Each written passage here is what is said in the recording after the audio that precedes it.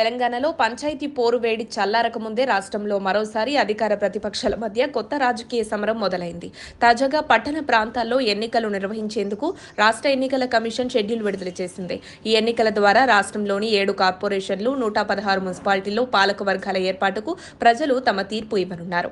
దీంతో రాష్ట్ర రాజకీయాల్లో మళ్లీ హీట్ పెరిగింది. ఈ ఎన్నికలు ముఖ్యంగా అధికార కాంగ్రెస్ కు సవాల్గా మారాయి. ఇప్పటివరకు జరిగిన పలు ఎన్నికల్లో గ్రామీణ ప్రాంతాల్లో కాంగ్రెస్ కు మెజారిటీ బలం ఉండగా పట్టణ ప్రాంతాల్లో ఆ పార్టీ ప్రభావం తక్కువగానే ఉందన్న అభిప్రాయం రాజకీయ వర్గాల్లో వినిపిస్తుంది.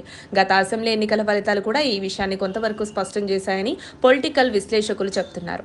అందుకే పంచాయతీ ఎన్నికల్లో కాంగ్రెస్ అభ్యర్థులు గెలుపు ఊపు కొనసాగించారు.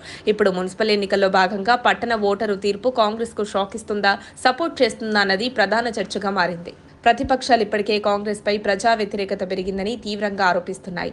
అలాంటి సమయాల్లో మున్సిపల్ ఎన్నికలకు వెళ్లడం రేవంత్ ప్రభుత్వం తీసుకున్న సాహసోపేత నిర్ణయంగా రాజకీయ వర్గాలు చూస్తున్నాయి. ఒకవేళ ఈ ఎన్నికల్లోనూ కాంగ్రెస్ కు అనుకూల ఫలితాలు వస్తే ప్రతిపక్ష బీఆర్ఎస్, బీజేపీ ఆరోపణలకు గట్టి సమాధానం చెప్పినట్లే అవుతుంది. కానీ ఫలితాలు ప్రతికూలంగా వస్తే ప్రభుత్వంపై ప్రజా అసంతృప్తి ఉందన్న వాదనలకు బలం చేకూరే అవకాశం ఉంది. ఈ నేపథ్యంలో స్వయంగా సీఎం రేవంత్ జిల్లాల పర్యటనలు ప్రారంభించారు. పార్టీ శ్రేణులను కదిలించడంతో పాటు ప్రభుత్వ కార్యక్రమాలను ప్రజల్లోకి తీసుకువెళ్లే ప్రయత్నం చేస్తున్నారు. TPCC chief Mahesh Kumar Goud, AICC incharge Meenakshi Natarajan కూడా క్షేత్రస్థాయిలో పర్యటిస్తూ పార్టీని ఎన్నికల యుద్ధానికి సిద్ధం చేస్తున్నారు. ఈ చర్యలే ఈ ఎన్నికలు కాంగ్రెస్ కు ఎంత కీలకమో చెప్తున్నాయని రాజకీయ పరిశీలకులు వ్యాఖ్యానిస్తున్నారు. కాంగ్రెస్ లక్ష్యం ఈ ఎన్నికల్లో స్పష్టంగా కనిపిస్తుంది.